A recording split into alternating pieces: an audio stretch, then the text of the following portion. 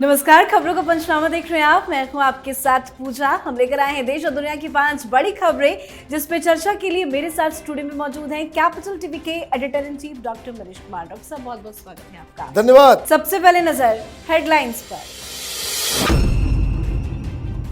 पहाड़ का सीना चीर कर निकाले गए सकुशल 41 मजदूरों से पीएम मोदी ने की बात। श्रमिकों ने बताई सुरंग के अंदर की आप बीती, किया धन्यवाद। पीएम मोदी कैबिनेट का बड़ा फैसला। प्रधानमंत्री गरीब कल्याण अन्न योजना 5 साल के लिए बढ़ी। 24,000 करोड़ वाली पीएम जनमन योजना को भी मंजूरी।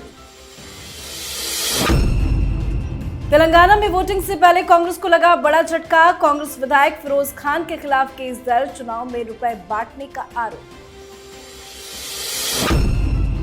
केजरीवाल सरकार को बड़ा झटका। चीफ सेक्रेटरी के पद पर बने रहेंगे नरेश कुमार। सुप्रीम कोर्ट से मिली हरी झंडी।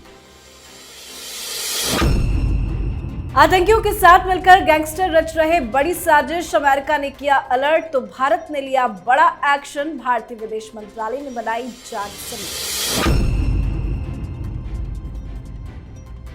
खबरों की शुरुआत में सबसे पहले बात ऑपरेशन टनल की। उत्तराखंड में सिलक्यारा सुरंग में करीब 17 दिन तक फंसे रहे सभी 41 श्रमिकों को विभिन्न एजेंसियों के संयुक्त बचाव अभियान के तहत सकुशल बाहर निकाला गया है। पीएम मोदी ने बाहर निकले मजदूरों से फोन पर बातचीत की है। इस दौरान उन्होंने श्रमिकों के साहस की सराहना की तो मजदूरों ने भी पीएम को अपना हाल बताया।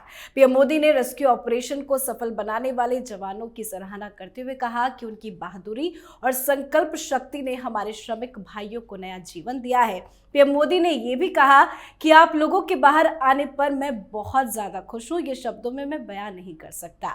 आपने इतने दिन बड़ी हिम्मत दिखाई है और एक दूसरे का हौसला बढ़ाया है। इस ऑपरेशन को लेकर पीएम मोदी शुरू से ही नजर बनाए हुए थे। सक्सेसफुल ऑपरेशन तो रहा, पर इसका क्या चुनाव पे असर पड़ेगा? देखिए, चुनाव तो अलग चीज है। प्रधानमंत्री मोदी जब ये लोग बाहर निकल रहे थे, लाइव तस्वीरें देख रहे थे और जब इनको खबर मिली कि 41 के 41 लोग बाहर आ गए हैं, बहुत ही इमोशनल हो गए थे प्रधानमंत्री मोदी। राजनीति हो रही है। एक दिन पहले कांग्रेस पार्टी ने जो हरकत की, वो तमाम लोग जो 41 मजदूर गरीब जो अंदर बैठे हुए थे, उसका मजाक उड़ाते हुए आपने प्रधानमंत्री की तस्वीर निकाल करके हरी झंडी बना करके, पता नहीं ये किस तरह की घटिया मानसिकता के ये लोग शिकार हो गए। इनको दिक्कत हो रहा है कि प्रधानमंत्री मोदी को क्यों श्रेय दिया जा रहा है।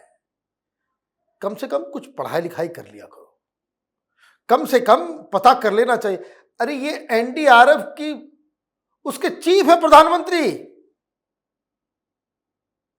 वो प्रधानमंत्री कार्यालय से चलता है। और जिस हिसाब से जनरल वीके सिंह से हमारी बात हो रही तो उन्होंने साफ साफ कहा कि जिसको कहते हैं कि आसमान जमीन एक कर देना, बताया जाता था कि वलसाड़ में ये है, मालूम चला आ रहा है। वो जो ऑगर मशीन जिसको लेकर के बहुत जो अंदर तक गया, बताया गया इंदौर में है। किसी ने तो दिखाया नहीं, मीडिया वाले ने। एयरलिफ्ट किया गया उस मशीन को, इतने भारी भरकम मशीन को। तो ये किस तरह से हो रहा है? राज्य सरकार अगर केंद्र सरकार के साथ, और केंद्र सरकार में भी अलग अलग डिपार्टमेंट परमिशन लेने लगते तो अब मालूम चलता, अगर कांग्रेस का जमाना होता तो ये 40-45 दिन तक पड़े रहते और उनकी लाश बाहर आती। यहां सारी चीजें पीएमओ के अधिकारी वहां मौजूद थे, सारा कुछ हो रहा था, कोऑर्डिनेट किया जा रहा था। कहीं कोई भी जिसको कह सकते कि प्रधानमंत्री मोदी ने कोई कोर कसर नहीं छोड़ी। और ये कांग्रेस पार्टी इस तरह का कोई ऑपरेशन बताए जो इतना स्विफ्टली और इतना डिफिकल्ट ऑपरेशन को सक्सेसफुली लोगों ने कंडक्ट किया हो। ये अपराधियों को कार में बिठा करके विदेश भेजने वाले लोग इसके ऊपर राजनीति करते हैं। ये तो अजीबोगरीब कहानी है। जी, अब बात करते हैं मोदी कैबिनेट में लिए गए बड़े फैसलों की। कल हुई मोदी सरकार की कैबिनेट बैठक में आम जनता से जुड़े कई बड़े बड़े फैसले लिए गए हैं। केंद्र कैबिनेट की इस बैठक में सरकार ने कई सारे बड़े फैसले और स्कीमों को मंजूरी दे दी है। कैबिनेट ने पीएम जनमन स्कीम को मंजूरी दे दी। इसके अलावा गांवों की महिलाओं को ड्रोन उड़ाने से जुड़ी एक खास परियोजना को भी मोदी कैबिनेट ने अप्रूव कर दिया। साथ ही बैठक में गरीब कल्याण अन्न योजना को लेकर बड़ा फैसला लिया गया है। सरकार ने इस योजना को 5 साल के लिए और बढ़ाने का फैसला लिया है। इतने बड़े बड़े फैसले लिए गए हैं, क्या असर इसका पड़ेगा चुनाव में? देखिए, ये जो गरीब लोग हैं उनको जो जब अनाज मिलता है और अच्छा अनाज मिल रहा है, कोई खराब उस जमाने का नहीं कि आप खा ना पाए, जिस तरह का ये पूरा सिस्टम कोविड के दौरान बना उसका असर हुआ है।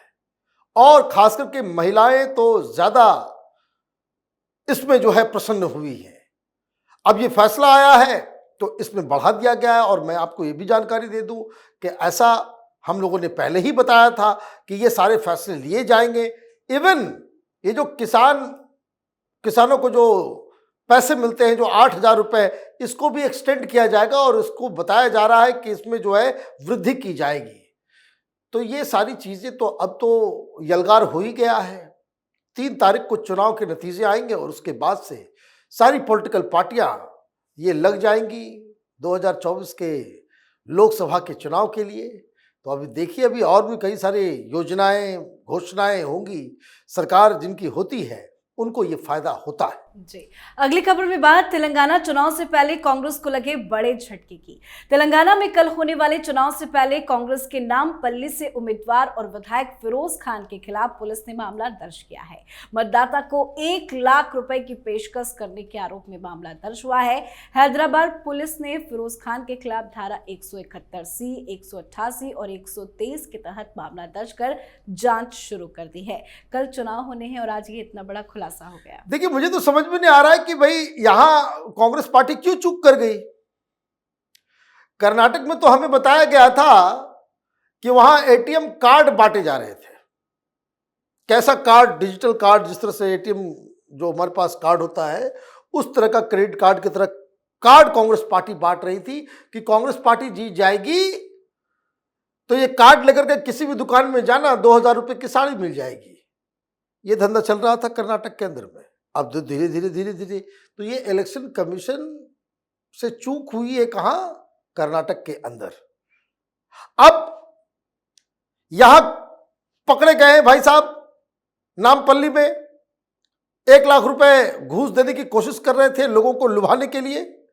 एफआईआर दर्ज हुआ है। आप यहां देखिए कि कल ही जब वो प्रचार का आखिरी समय में राहुल गांधी और प्रियंका वाड्रा क्या कह रहे थे कि यहां लड़ाई, जो ट्वीट भी किया कि तेलंगाना में लड़ाई 2 अमीर पार्टियों से है। एक देश की सबसे अमीर पार्टी है मतलब बीजेपी, और दूसरी तेलंगाना की सबसे अमीर पार्टी है वो बीआरएस। अच्छा, अमीर बीजेपी और अमीर बीआरएस, और पैसा बांटे पकड़ा गया कौन? कांग्रेस पार्टी। तो ये तो आप जो नैरेटिव तैयार करते हो उसको ही अपने हाथों से ही उसकी मौत जो है आप सुनिश्चित कर देते हो। बहुत ही, जो ये कहना पड़ेगा, तेलंगाना में ये लोग बहुत बेहतर कर सकते थे। बट एनी हाउ, चाहे वो राजस्थान हो, मध्य प्रदेश हो या फिर छत्तीसगढ़, कांग्रेस पार्टी का कैंपेन लास्ट मोमेंट तक जाते जाते वो डायरेक्शनलेस हो गई। जी, अब बात अरविंद केजरीवाल को सुप्रीम कोर्ट से लगे बड़े झटके की। कोर्ट ने मुख्य सचिव नरेश कुमार का कार्यकाल 6 महीने बढ़ाने के प्रस्ताव को मंजूरी दे दी है। दरअसल केंद्र सरकार ने सीनियर आईएएस अधिकारी नरेश कुमार का बतौर मुख्य सचिव कार्यकाल 6 और महीने बढ़ाने का प्रस्ताव रखा था। दिल्ली सरकार ने इसका जमकर विरोध भी किया था। इसके बाद मामला सुप्रीम कोर्ट पहुंचा, जहां इस प्रस्ताव को मंजूरी मिल गई है। नरेश कुमार कल रिटायर होने वाले थे, पर अब वो अपने पद पर बने रहेंगे और केजरीवाल के भ्रष्टाचार की पोल खोलेंगे। एक्सटेंशन मिल गया है नरेश कुमार को। क्या अरविंद केजरीवाल के जेल जाने का रास्ता साफ हो गया? आज एक्सटेंशन नहीं मिला। ऐसा लग रहा है कि किसी ने तिहाड़ जेल का दरवाजा पूरा का पूरा खोल दिया है कि आइए अब एक के बाद एक का जो है जाना तय होगा। केजरीवाल ने आसमान जमीन एक कर दिया। घोटाले के आरोप लगा दिए, बेटे की कंपनी तो वो तो दो रिपोर्ट आपने लगा दिया, 850 करोड़ रुपए का घोटाला किया है, इस तरह के तमाम आरोप आपने लगा दिए, लेकिन फिर भी टस से मस नहीं हुई केंद्र की सरकार। मीडिया में प्रोपेगेंडा किया, दलाल पत्रकारों को पैसे देकर के इन लोगों ने नरेश कुमार के खिलाफ एक नैरेटिव क्रिएट करने की कोशिश की गई। इवन आप सुप्रीम कोर्ट चले गए और सुप्रीम कोर्ट में जो फैसला होना था कि आपने जो तमाम दलीलें दी, सुप्रीम कोर्ट ने कहा कि नथिंग डूइंग। चीफ सेक्रेटरी का अपॉइंटमेंट करने का अधिकार भी केंद्र को है और उसको एक्सटेंशन देने का काम भी केंद्र को है।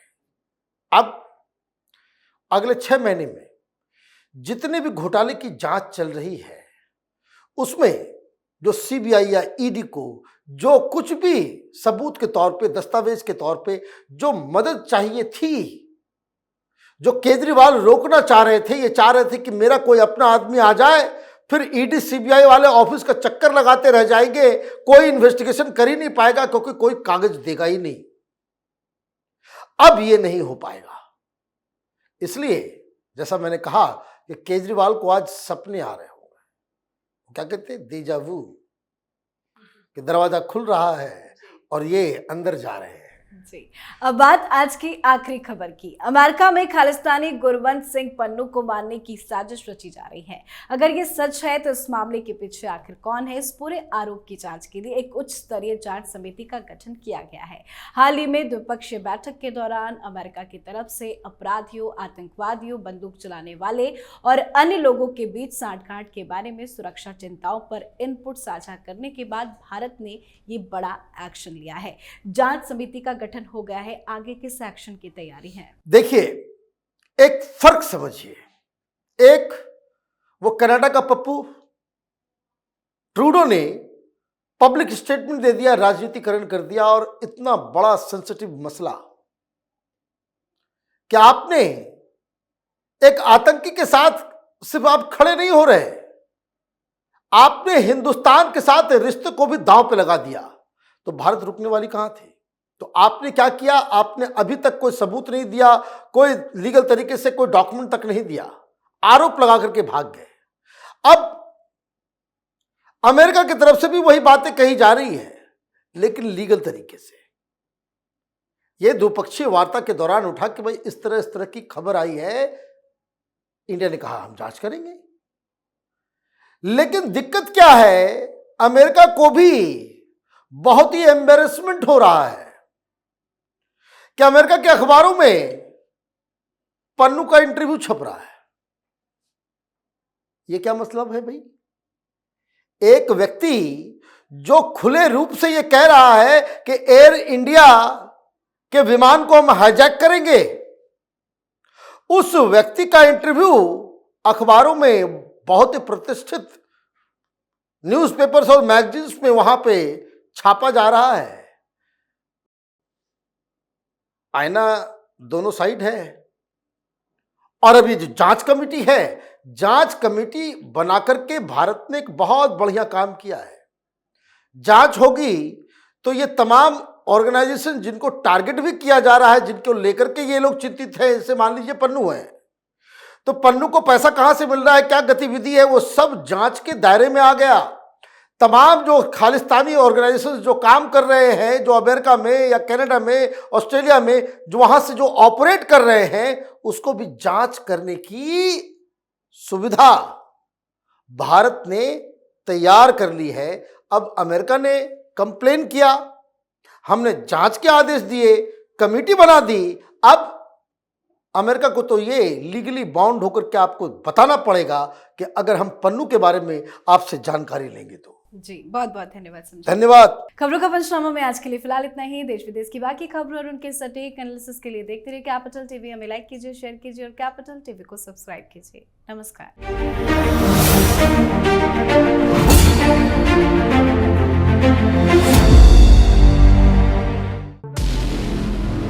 हमारे व्रत, हमारी परीक्षा, लक्ष्य तक पहुंचने की हमारी संयमित प्रतीक्षा, हमारे छठ से और हमारे हट से पूरी दुनिया वाकिफ है। हमें विकल्प पर नहीं, अपने दृढ़ संकल्प पर अटूट विश्वास है, क्योंकि हार हम मानेंगे नहीं और विपरीत परिस्थितियों पर प्रहार हम छोड़ेंगे नहीं जब तक हमारी जीत सुनिश्चित नहीं हो जाती, क्योंकि हम बिहार से हैं।